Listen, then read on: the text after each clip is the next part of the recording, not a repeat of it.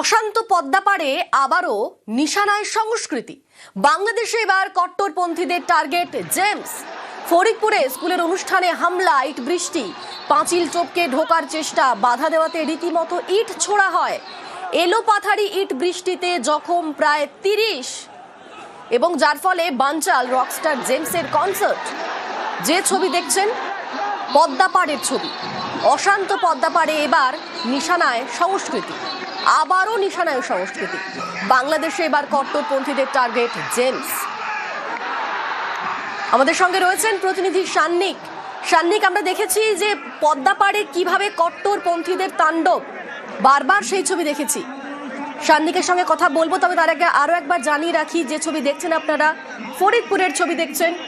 বাংলাদেশের ফরিদপুর, সেখানে স্কুলের অনুষ্ঠান চলছিল আর সেই অনুষ্ঠানে রীতিমতো হামলা হলো, ইট বৃষ্টি চলল। কট্টরপন্থীদের টার্গেট জেমস। পাঁচিল টপকে ঢোকার চেষ্টা, পাঁচিল টপকে যখন ঢোকার চেষ্টা করছিল তারা, সেই সময় বাধা দিলে রীতিমতো ইট বৃষ্টি শুরু হয়। এলোপাথারি ইট বৃষ্টিতে জখম প্রায় 30 জন, যার ফলে বানচাল হয়ে যায় রকস্টার জেমসের কনসার্ট।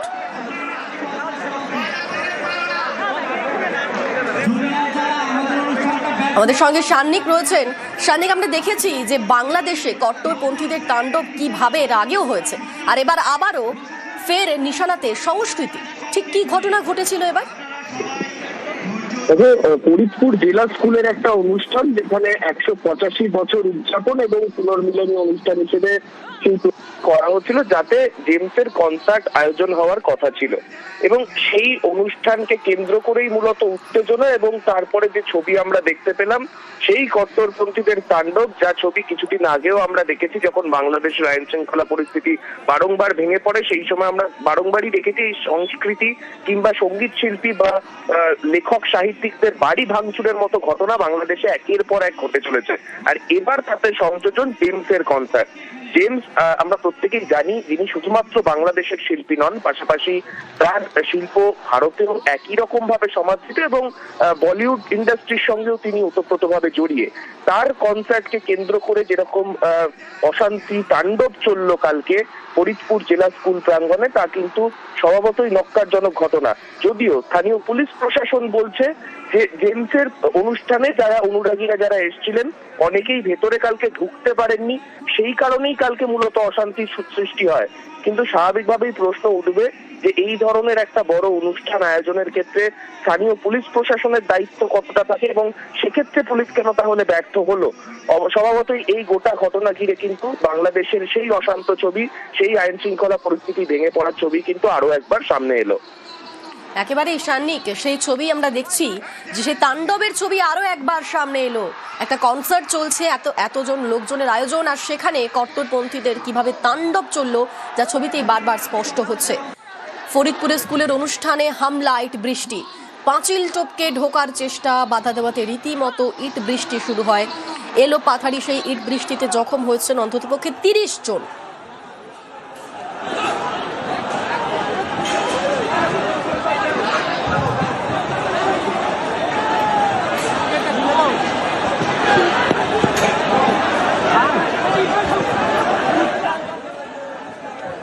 2024 সালের জুলাই আগস্ট মাস, ঠিক সেই সময় থেকে অশান্ত হয়ে উঠেছে বাংলাদেশ। তারপর থেকে সে অশান্তি যেন একেবারে মিটছেই না। এবার আবারও 2025-এর ডিসেম্বরে আবারও একবার উত্তাল হলো বাংলাদেশ। তারপর থেকে রীতিমতো প্রতিদিন পদ্মাপাড়ে যে আগুনের ছবি, সে আগুন আরো একবার স্পষ্ট হচ্ছে এবং এবার নিশানায় সংস্কৃতি।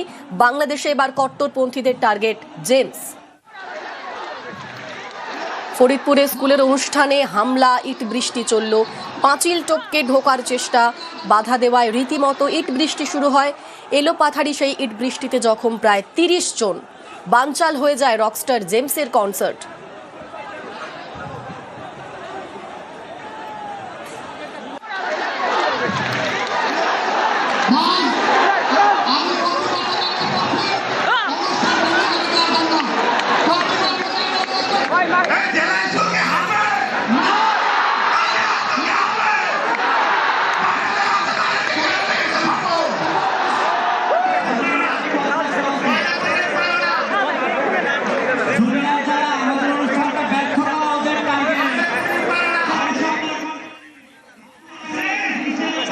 পালা বদলের পদ্মাপাড়ে কট্টরপন্থী রোষের সংস্কৃতি, মৌলবাদের মাথাচাড়ায় ফের সরব তসলিমা নাসরিন। ছায়ানট উদীচিতে তাণ্ডবের পর জেমসের কনসার্টে হামলা, সংস্কৃতির উপর হামলা, তীব্র নিন্দা দেশছাড়া লেখকের। ভারতীয় শিল্পীদের বাংলাদেশ বয়কট ইস্যু টেনেই তো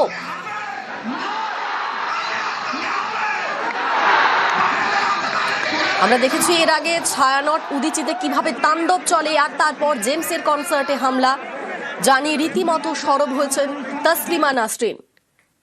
সংস্কৃতির উপর হামলা, তীব্র নিন্দা করেছেন দেশছাড়া লেখক। ভারতীয় শিল্পীদের বাংলাদেশ বয়কট ইস্যু টেনেই তোপ দেগেছেন তিনি। তার এক্স হ্যান্ডেলে তিনি পোস্ট করেছেন।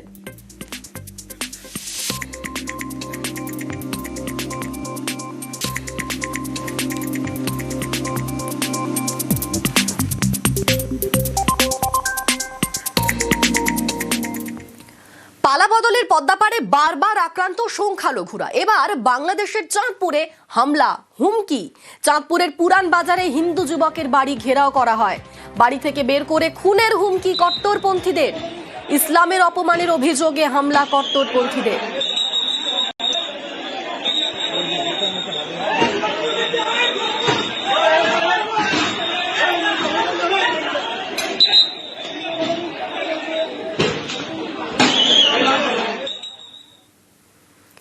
বাংলাদেশে হিন্দুদের ওপর লাগাতার আক্রমণ, কক্সবাজারে মন্দিরে হামলা। কক্সবাজার শহরের বাঙ্গা পাহাড়ে আক্রান্ত মন্দিরও। মন্দিরের জমি দখল করতে সক্রিয় কট্টরপন্থীরা। মন্দিরের জমি বাঁচাতে এগিয়ে আসেন স্থানীয়রা। অভিযোগ, তাঁদেরও বেধড়ক মারধর করে কট্টরপন্থীরা। বাংলাদেশের কক্সবাজারের হসপিটাল রোডের এই ঘটনা।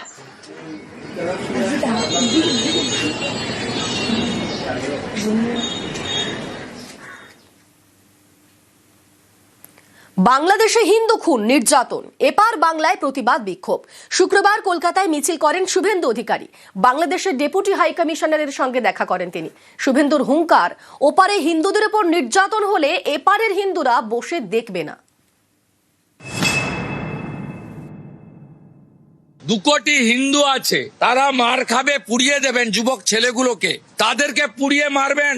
আর এপারের 100 কোটি হিন্দু বসে বসে দেখবে, এই জিনিস হতে পারে না। আমাদের আগামী কর্মসূচি, আমরা কমার্স বাণিজ্য ডিপার্টমেন্টের সামনে ধর্ণা দেব, যাতে 1 কেজি পেঁয়াজ ভারতবর্ষ থেকে বাংলাদেশে না যায়।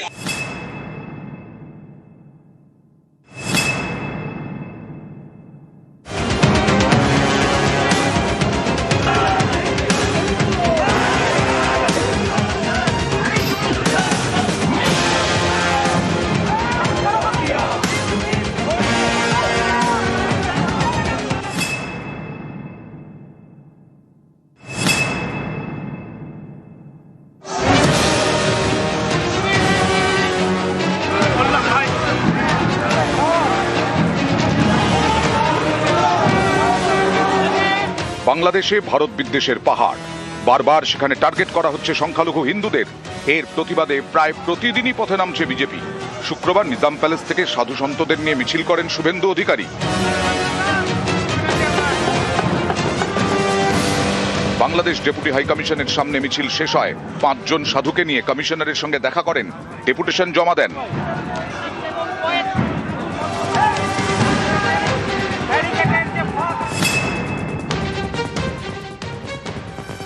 আমরা ডেপুটি হাই কমিশনারকে বলেছিলাম, আজকে যদি মিট করবেন ভালো, না মিট করলে 10,000 লোক নিয়ে এসে বসবো।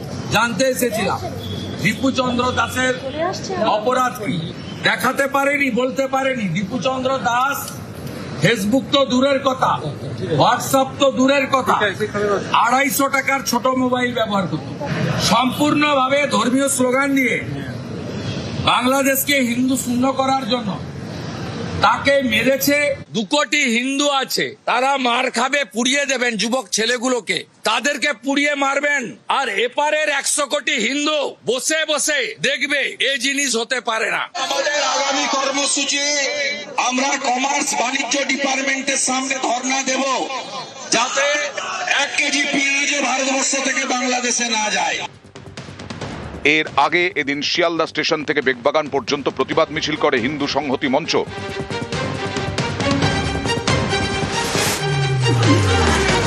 বাঁকুড়াতেও পথে নামে বিজেপি। ওন্দা বাজার থেকে মিছিল শুরু হয়, শেষ হয় চৌমাথায়।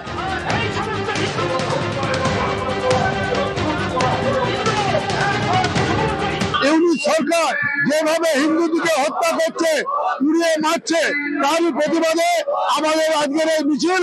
এই রোহিঙ্গা মুসলমান, বাংলাদেশি মুসলমানদের কোনো জায়গা নেই এখানে।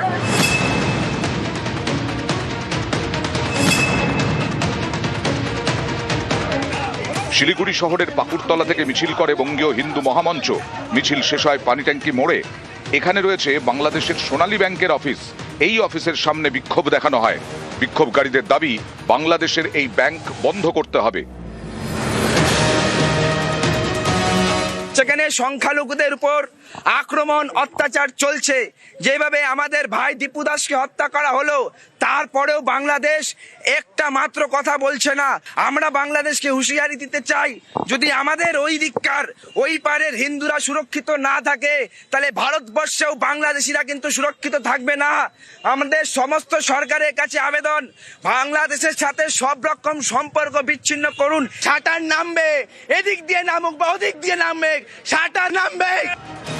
নিউজ 18 বাংলা।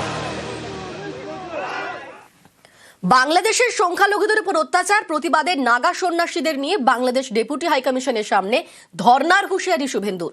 পশ্চিমবঙ্গে রাস্তা আটকে প্রতিবাদ করে কি হবে? দিল্লিকে পদক্ষেপ করতে বলুক। বাংলাদেশের ঘটনার নিন্দা করেই বিজেপিকে কটাক্ষ কুণালের। আমাদের আগামী কর্মসূচি, আমরা কমার্স বাণিজ্য ডিপার্টমেন্টের সামনে ধর্ণা দেব, যাতে 1 কেজি পেঁয়াজ ভারতবর্ষ থেকে বাংলাদেশে না যায়।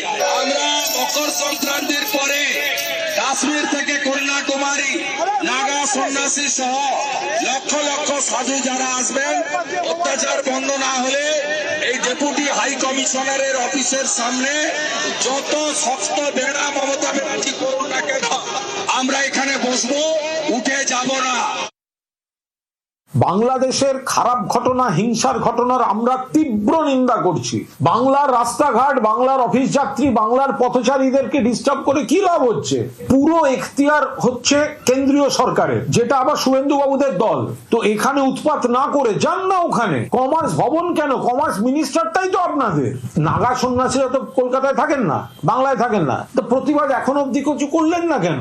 সন্ন্যাসীদের আমরা সব সম্মান করি, কিন্তু তারা যদি রাজনীতিতে ব্যবহার করতে, নাগা সন্ন্যাসীদের নিয়ে দিল্লিতে ধর্নায় বসুন, ইস্যুটা বাংলাদেশ, তো নাগা সন্ন্যাসীদের নিয়ে পশ্চিমবঙ্গে বসে কি হবে? এটা তো ডেপুটি হাই কমিশন, তাহলে হাই কমিশনটা তো দিল্লিতে। নিউজ 18 বাংলার খবরের জেরে কৃষি বিপণন দফতরের নিয়োগ বিজ্ঞপ্তি বাতিল। দফতরের থেকে রিপোর্ট তলব করেছেন মুখ্য সচিব।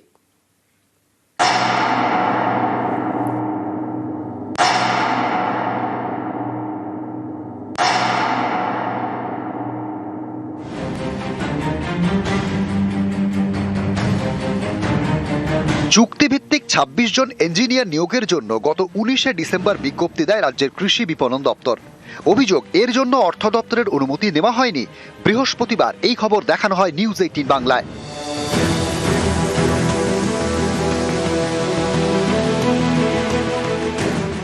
নিউজ 18 বাংলার খবরের জেরে পদক্ষেপ। কৃষি বিপণন দপ্তরের 19শে ডিসেম্বরের নিয়োগ বিজ্ঞপ্তি বাতিল, এই মর্মে নোটিশ জারি করা হয়েছে। নবান্ন সূত্রে খবর, অর্থ দপ্তরের অনুমতি না থাকাতেই কৃষি বিপণন দপ্তরের নিয়োগ বিজ্ঞপ্তি বাতিল করা হয়েছে। কৃষি বিপণন দপ্তরের সচিবের থেকে রিপোর্ট তলব করেছেন মুখ্য সচিব। কি কারণে অর্থ দপ্তরের অনুমতি না নিয়ে নিয়োগের বিজ্ঞপ্তি, এই বিজ্ঞপ্তি দেওয়ার পিছনে কারা রয়েছেন, এই সব প্রশ্নের জবাব চেয়েছেন মুখ্য সচিব। 19শে ডিসেম্বরের বিজ্ঞপ্তির আগে গত ফেব্রুয়ারিতেও কৃষি বিপণন দপ্তর একটি বিজ্ঞপ্তি প্রকাশ করে, সেই মতো নিয়োগও হয়েছে। সাব অ্যাসিস্ট্যান্ট ইঞ্জিনিয়ার সিভিলে 9 জন, সাব অ্যাসিস্ট্যান্ট ইঞ্জিনিয়ার ইলেকট্রিক্যালে 2 জন, অ্যাসিস্ট্যান্ট ইঞ্জিনিয়ার সিভিলে 2 জন এবং অ্যাসিস্ট্যান্ট ইঞ্জিনিয়ার ইলেকট্রিক্যালে 1 জন, এই 14 জনকে নিয়োগ করা হয়। ডিসেম্বরের নিয়োগ বিজ্ঞপ্তি বাতিলের পরে ফেব্রুয়ারির এই নিয়োগ নিয়ে একাধিক প্রশ্ন জোরালো হচ্ছে। ফেব্রুয়ারির এই নিয়োগ বিজ্ঞপ্তি এবং পরের নিয়োগ কি অর্থ দপ্তরের অনুমতি নিয়ে করা, নাকি সরকারের অনুমতি ছাড়া শুধুমাত্র বিভাগীয় মন্ত্রীর নির্দেশে 14 জন চুক্তিভিত্তিক ইঞ্জিনিয়ার নিয়োগ করা হয়েছে? অর্থ দপ্তরের অনুমতি না নেওয়া হলে ফেব্রুয়ারির বিজ্ঞপ্তি ও নিয়োগও কি বাতিল হবে? সোমরাজ বন্দ্যোপাধ্যায়, নিউজ 18 বাংলা। সরকারকে না জানিয়ে নিয়োগের অভিযোগ, চুক্তিভিত্তিক ইঞ্জিনিয়ার নিয়োগে জোর তৎপরতা। কিন্তু কৃষক বাজারগুলির হাল ফেরাতে তৎপরতা কোথায়? কৃষি বিপণন মন্ত্রী বেচারাম মান্নার জেলাতেই বেহাল কৃষক বাজার।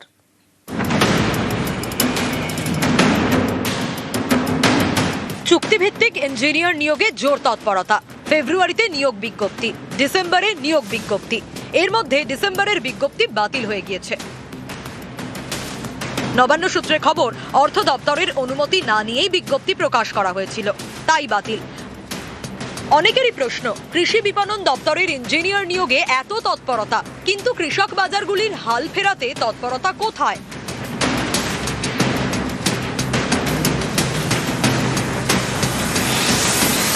এর আগে যে বিডিও ছিলেন তিনিও যেমন কোনো পদক্ষেপ নেননি, বর্তমানে যে নতুন বিডিও এসেছেন তিনিও পদক্ষেপ নেননি। কেন কৃষক বাজারটা খোলা হলো না? কেন এখনো পর্যন্ত চাষিরা সবজি বিক্রি করতে পারবে না বা তাদের উৎপাদিত ফসল বিক্রি করতে পারবে না? কৃষক বাজারে মদের বোতল পাওয়া যাবে, কিন্তু কোনো চাষির উৎপাদিত ফসলের খোসা পাওয়া যাবে না। হুগলির পরশুরা, এখানে কৃষক বাজার তৈরি হয় 2016 সালে। আজও চালু হয়নি। 16টি স্টলে তালা। ঝাঁ চকচকে বিল্ডিং এর দেওয়ালে এখন শ্যাওলা আর আগাছা, যেখানে সেখানে পড়ে মদের বোতল। এই হুগলি থেকেই মন্ত্রী বেচারাম মান্না। রাজ্যের কৃষি বিপণন মন্ত্রী, তার নিজের জেলাতেই তার দপ্তরের অধীনে থাকা কৃষক বাজার বেহাল। কৃষক বাজারটা করেছিল এখানে কৃষকদের ভালোর জন্য, সেটা এখন নেতাদের ভালো হয়ে গেছে। আমাদেরই এই জেলার মন্ত্রী বেচারাম মান্না, তেনারি আন্ডারে এগুলো ওনাদের মিটিং করার জন্য, ওনাদের সভা করার জন্য এগুলোকে রেখেছে। কৃষকদের জন্য কিছু ভাবেনি। রাস্তাঘাটে বসা করতে হচ্ছে তাদেরকে। বিল্ডিংটা অবস্থা মানে আস্তে আস্তে দেখুন না, সব ভেঙে ভেঙে পড়ে যাচ্ছে। অবস্থা কিরকম, সব এই যে মদের আড্ডা ফাড্ডা, এখানে সব সন্ধে হলে কৃষকরা কোনোদিনই এখানে আসার চান্স পায়নি। জলপাইগুড়ির ধূপগুড়িতে ঝুমুর এলাকা। 2014 সালে এখানে তৈরি হয় কৃষক বাজার। স্থানীয়দের দাবি, শহর থেকে প্রায় 4 কিলোমিটার দূরে এই কৃষক বাজার, গ্রামের এক প্রান্তে। তাই কেউ সেখানে যেতে চান না। শুধুমাত্র সরকার ধান কেনে, ফলে পড়ে পড়ে নষ্ট হচ্ছে সরকারি সম্পত্তি। কৃষক বাজারের জায়গায় সবজি কেনা বেচা হয় ধূপগুড়ি সুপার মার্কেটে।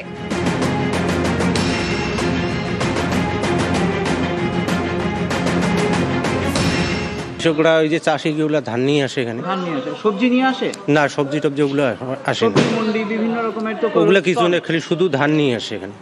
শুধু ধানের কাজটাই চলে এখানে। এগুলো নোংরা করে রাখছে এখানে। তো মানে এত টাকা দিয়ে খরচা করে বানাইছিল ওগুলা, বানায় এগুলো মানে কিছু কাজকর্ম কিচ্ছু এখানে বেকার ফেলায় রাখছে। এখানে মনে করো সবজি নিয়ে এখানে আসতে সুবিধা হয়, বেশ তো অনেক পার্টি আসে, আর সেখানে গাড়ি রাখার মতো কোনো জায়গা নেই। আবার সব পার্টি এখানেই জানে যে এই জায়গাটা বেশি ভালো যাচ্ছে না, এখানে সুবিধা বেশি হয়। ঝাড়গ্রাম জেলায় 8টি কৃষক বাজার। অভিযোগ, এর মধ্যে 6টিই বেহাল। সেখানে ধান কেনা বেচা ছাড়া আর কিছুই হয় না। পড়ে পড়ে নষ্ট হচ্ছে সরকারি টাকায় তৈরি পরিকাঠামো। কৃষক বাজারের চারিদিকে এখন ঝোপঝাড় আর আবর্জনা। না না, সেরকম তো পরিষ্কার দেখতে পাই না আমরা। দুটো ময়লা পড়ে আছে দেখছি। কিষাণ বাজার বসে না এখানে? না না, বসে না। এখানে মার্কেট বসার কথা ছিল, কিন্তু বসেনি আর কি। বাজারটা তো খুব ভালো হতো আর কি, তাহলে আমাদেরও সুবিধা হতো এখানে। আমাদের এইভাবে করতে হলে কজন যাবে চাষি? আমরা চাষিরা যাওয়া হয় না, ধান এলে মহাজনকে দেওয়া হচ্ছে গ্রামে। এই যে পরিকল্পনা ভাবে আমাদের চাষিদের পরিকল্পনা কেউ যেতে চাইছে না, অত দূরে কোনো কাজে লাগছে না। নিউজ 18 বাংলা। বঙ্গে এখন জাঁকিয়ে শীত, আর শীত মানেই খেজুর গুড়। কিন্তু শীতের মরশুমেও মিলছে না লাভের গুড়। চিন্তায় পড়েছেন দুর্গাপুরের খেজুর গুড়ের কারবারিরা। কিন্তু এই পরিস্থিতি কেন? আমাদের সঙ্গে অর্পণ রয়েছেন, অর্পণ বলতে পারবে। অর্পণ, কৃষকরা যারা শিউলি, যারা এই খেজুর গুড়ের চাষবাস করেন, খেজুর গুড় বিক্রি করেন, ব্যবসায়ী, তারা কি বলছেন, কেনই অবস্থা? দেখো, একেবারে যেভাবে জাতীয় শীত পড়েছে সেই অর্থে কিন্তু খেজুর গুড় কিংবা পাটালি এই সমস্ত কিন্তু ব্যবসায় কিন্তু একেবারে ভাটা পড়েছে। কারণ যে শিউলিরা, তারা কিন্তু যারা প্রস্তুত করছে খেজুর গুড় বা নলেন গুড় এবং যারা এইগুলো তৈরি করছে, তারা যেটা জানাচ্ছেন যে শীত পড়েছে কিন্তু চাহিদা নেই। কারণ একটাই, কারণ যেভাবে জিনিসপত্রের দাম বাড়ছে, পাশাপাশি কিন্তু খেজুর গাছের রসের চাহিদা কিন্তু অনেকটাই কম রয়েছে। কারণ যেভাবে জনবসতি বাড়ছে, যে খেজুর গাছ কাটা পড়ছে, সেই অর্থে কিন্তু দেখা যাচ্ছে যে গাছের রসের চাহিদাও কমেছে। সেই কারণে কিন্তু তাদের ভাতা পড়ছে, এবং যেটা তারা জানাচ্ছে যে আগামী প্রজন্ম তারা এই ব্যবসায় যুক্ত হবে কিনা সেই নিয়েও তারা কিন্তু চিন্তিত। কিন্তু এই যে গোটা শীতের মরশুমে যে একটা খেজুর গুড়ের যে চাহিদা, সেই চাহিদা কিন্তু এবারে নেই। যারা ব্যবসায়ী, যারা শিউলিরা যারা রয়েছেন, তারা যেটা জানাচ্ছেন যে এবছর অন্যান্য বছরের তুলনায় চাহিদা কিন্তু অনেকটাই কম, যেটা কারণ জানাচ্ছেন যে সেই অর্থে তাদের রস যোগান দিতে পারছেন না, কারণ অনেক গাছ কাটা পড়েছে, সে কারণে রসের যোগানও কম হচ্ছে। ধন্যবাদ। বসতি হওয়ার কারণে অনেক গাছ কেটে ফেলছে, গাছের সংখ্যাও কমে যাচ্ছে। এই ব্যবসা কতদিন ধরে টিকে রাখবো তা আমরা ঠিক জেনে উঠতে পারছি না। এই শিল্প বাঁচাতে গেলে আমাদের গাছ রক্ষা করতে হবে, খেজুর গাছ লাগাতে হবে। আমরা যদি সবাই সহযোগিতা করি তবেই এই ব্যবসা টিকে রাখবে।